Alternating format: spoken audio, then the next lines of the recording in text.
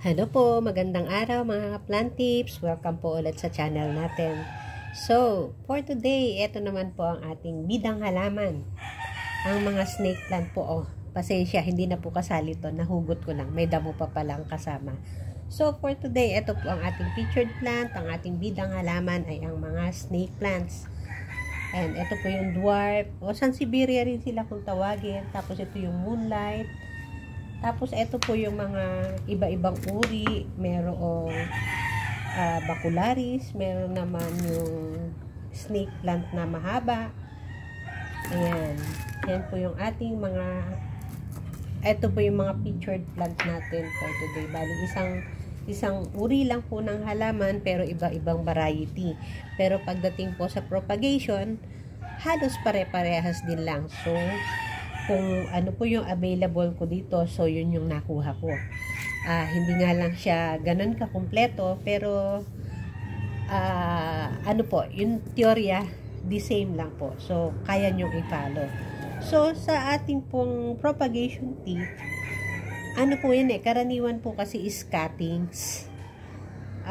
Cuttings and subdivision. Ngayon, ipapakita ko po sa inyo ang resulta pag halimbawa ay cuttings. So, kung halimbawa ito yung gusto nating paramihin. And, ang way ng propagation natin is through cuttings. So, ayan. Ito po yung pinakamababang dahon. So, meaning siya po ay matured and capable of producing another shoots or another supal. So, ito po, pwede natin siyang itanim ng ganito lang. Ayan, ito itanim natin diretso ng ganyan lang. Or pwede pa rin natin siyang hatiin, gaya ng ibang halaman. Pwede rin natin siyang hatiin dito. Like, ganyan. Ayan. Basta, lagi nyo pong tatandaan na kung alin ang bottom at saka yung upper part. Kasi yung bottom, yung lagi ang itatanim sa lupa, sa tubig, or kung whatever propagation ng gagawin nyo. Basta lagi siyang nakaganyan. So, yun po yung yung isang way ng pagkuha ng dahon para sa propagation. Sa ibang uri ng halaman, ganun din po. Pwede din po siyang ganun, gaya nito sa moonlight. So, eto kunin na lang natin para sa sample yung pangit na pong leaves. So, kasi ito maganda masasayang naman kung masasayang naman yung ganda niya kung doon pa tayo kukuha. So, dito tayo sa pinakalumang dahon. Pangit naman po yung dahon. So, doon na lang po tayo kukuha. So, yan. The same way. Ayan. Kukuha lang po tayo ng dahon na ganyan. Gaya po nung isa, dwarf na snake plant, pwede natin siyang itanim as is, ganyang kahaba. Or pwede natin siyang ikat ng ganon. Ayan. So, nakuha nyo na po yung nakuha nyo na po. So, applicable po yan sa lahat ng snake plant. Pare-parehas din po yan. So, eto na po siya. Eto na po ngayon yung output ng ating ginawa. Kumbaga, nagawa ko na to previously kung doon sa pinakita ko sa inyong cuttings kanina, parang ipapass forward na lang natin. So, for the moonlight, eto po yun. Itong halaman na ito. Eto po yung cutted leaves sa kanya. Ito po yung naiproduce na bagong tubo. So, kung mapapansin nyo, ano po ba ang napapansin nyo? So, ang kapansin-pansin is may ugat siya. Meaning, successful po yung propagation from the dahon. Pero, ano pa po ang napapansin nyo? Hindi po sila magkatulad ng mami niya. Yung mami niya is plain na almost green and gray something. Pero yung baby po niya, nagkaroon na po siya ng spot or naging dotted na siya. Then, punta po tayo sa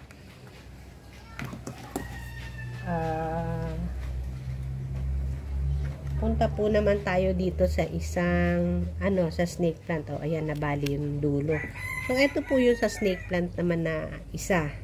Yung isang uri. So, ito po yung niya. Buhay at may baby rin. So, kung pansin nyo po rin, hindi rin sila magkamukha ng mami niya. Ayan, ito po si mami, ito si baby. hindi po sila magkamukha. So, yun po yung disadvantage ng propagation from cuttings. Hindi na po na ibabalik or tumutubo man po, successfully po napapatubo natin, pero hindi niya po nakukopya yung genes ni mami. Ayan, nakakapag-produce po siya ng ibang variety, kumbaga. Ayan, kaya po may mga lumalabas na iba't ibang uri ng snake plant kasi out of cuttings, ayan po yung lumalabas sa kanya. So, tanong nyo po naman sa akin ngayon, paano ma-assure na pag nagtanim ka, ay the same na plant din ang lalabas? So, yun po yung karaniwang magiging tanong kasi kung sa cuttings ganito lumalabas, nag-iiba yung itsura ng halaman. So, ang pinakaano po dyan, ang pinakasagot po dyan is yung through subdivision.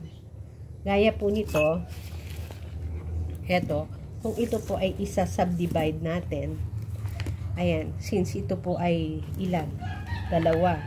So, meaning, yung isa po dyan, itong mahaba, yan po yung pinaka-mother niya.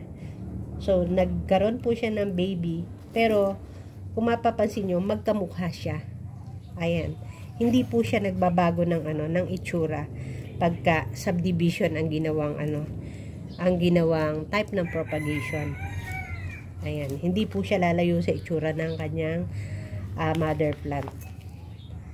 Applicable po 'yon sa lahat ng sa lahat po ng snake plant. So, kung gusto niyo po na ang itinanim nyo is the same din ang gusto niyo maging resulta, subdivision po ang gagawin nyo. Pero kung gusto nyo pong makapagpasibol or makapagpasibol out of curiosity kung talaga nga ba sumisibol ang dahon, pwede po ito. Then, kung gusto nyo rin po na makapag-create kayo ng bagong variety, eto po ang resulta. Eto po yung sagot dyan. So, yun na lang po ang ipakita ko sa inyo since halos magkakatulad naman po sila ng magkakatulad lang sila ng teorya ng pagtatanim at teorya ng resulta ng output nila. So, ito po, i-share ko din sa inyo. Ayan. Ano po ito? Ito yung bacularis. Kung napapansin nyo yung mga halaman, wala lang po akong sample. Yung mga halaman na nakalagay sa ganito kaniliit na nakatusok na ganyan, tusok-tusok siyang papaganyan. Dati, curious po ako kung paano siya itinatanim. Ang ganda po kasi niya lalo pagka tuwid na tuwid at marami siya kumpul-kumpulan dyan. Pero, out of my knowledge pala, yun pala, pwede rin siya as ganito rin, cuttings din. Puputulin lang natin yung mismong bacularis, then ibababad natin sa tubig or ilalagay natin sa lupa, pwede na siyang mabuhay. Ito naman, ganun din, kumbaga ang magiging resulta din ng kanyang anak is mas kakaiba yung color niya, hindi siya gaya mismo nito. Kaya nagkakaroon ng iba-ibang variety, nagkakaroon ng mas spotted at mas dark na darker na halaman is through cuttings po. Through propagation galing sa cuttings. So, yan lang po ang ating ma-share for today para sa sa mga snake plant. And by the way, kung halimbawa po gusto niyo siyang di ba pwede naman tayong magtanim sa lupa at pwede rin tayong maglagay sa water. So, ko po sa inyo, naglagay din po tayo ng isang way kung paano siya somehow maitatanim. So, gamit po tayo ng pebble. Pebble na lang po. Wala po kasi akong sand or wala akong prepared na soil. Ayan. So, ayan po yung ating So, ipalagay natin na gusto nating itanim is medyo deformed ang kanyang dulo. So, pagpalagay na, gusto nating itanim ito. Ayan. Lagay lang po natin siya dyan. para lang pang display natin sa halimbawa sa ibabaw ng lamisita o kung saan pa man. Ayan, pwede natin gawin ganyan lang. Pwede tayo mag-create ng ating design na gusto, kung ilan ang gusto nating ilagay na halaman. Pwede rin, sorry, naalog. So, ayan. So, ayan po, nakapag-produce na tayo ng isa.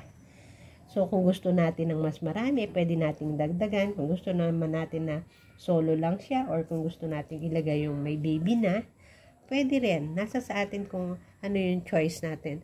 So, lalagyan lang po natin ng konting tubig yan. Ganyan, para siya ay magkaroon ng life. Yung source of life niya po. So, ang advice ko lang po, hindi siya masyadong, eto kasi naparami yung tubig na umabot to the point ng nakikita ko yung tubig talaga. So, mas advisable po niyan, almost half lang po yung almost half lang yung ilagay yung tubig para hindi siya pasukin ng lamok, hindi siya mapangitlugan ng lamok, or preferably talagang from time to time, lilinisan din natin. Eto po, pwede siya sa indoor, indirect sunlight, or kung gusto niya siya kung ilagay outdoor, pwede din naman, mas nagsashine siya. Kumbaga, tong halaman na to, matatag kahit saan. Pero, tip ko lang po, kahit sa mga lahat ng halaman na pwedeng indoor, naghahanap din po yan ng sunlight. So, kung medyo matagal na po siya sa loob, bigyan din po natin ng pagkakataon na makasagap naman sila ng sunlight from time to time para maganda po yung halaman. Kasi pag nasanay siya sa loob, parang nagiging lifeless din siya to the point na mamamatay siya. So, yan lang po yung ating tutorial for today. Yung tip natin, somehow, sana po may napulot kayo. And, so, yan lang po for today.